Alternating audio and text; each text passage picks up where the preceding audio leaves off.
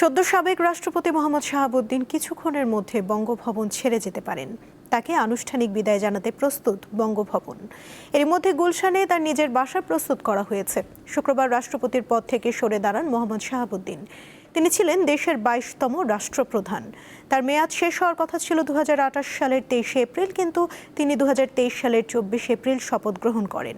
মেয়াদের পৌনে 2 বছর বাকি থাকতেই পদত্যাগ করেছেন তিনি।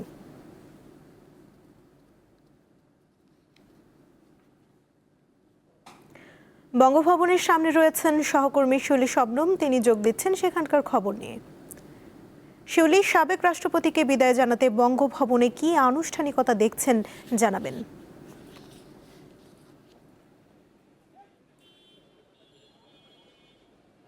সুমনা, সকাল থেকে এখন পর্যন্ত কয়েক দফা রাষ্ট্রপতির বিদায়ের যে সময় সেটা পরিবর্তন করা হয়েছে, তবে এখন দুপুর ঠিক 2টা। তবে এখনো পর্যন্ত রাষ্ট্রপতি বঙ্গভবন ছেড়ে বের হননি, যদিও তাকে বিদায়ের যে রাষ্ট্রীয় প্রোটোকল, যে আনুষ্ঠানিকতা, তার সবগুলোই প্রস্তুত আছে এবং নিরাপত্তা জোরদার করা হয়েছে পুরো এলাকার।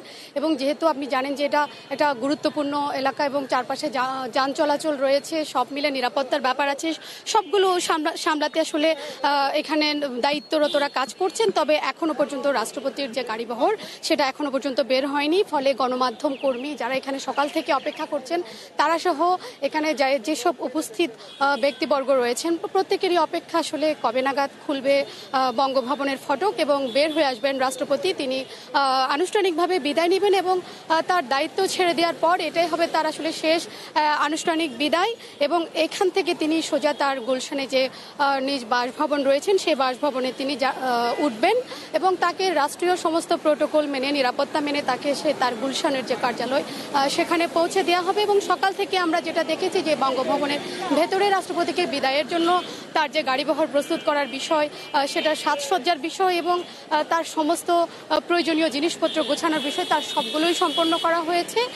এবং আপনি জানেন ইতোমধ্যে বঙ্গভবন ছাড়ার প্রস্তুতি হিসেবে গত কয়েকদিন ধরে তার ব্যক্তিগত যে মালামাল ছিল, সেই মালামাল গুলশানের ভবনে স্থানান্তরের কাজগুলো ইতোমধ্যে শেষ করা হয়েছে এবং গুলশানের যে ভবন, সেই বাড়িটির পরিষ্কার পরিচ্ছন্নতা এবং সংস্কার কাজও এর মধ্যে সম্পন্ন হয়েছে।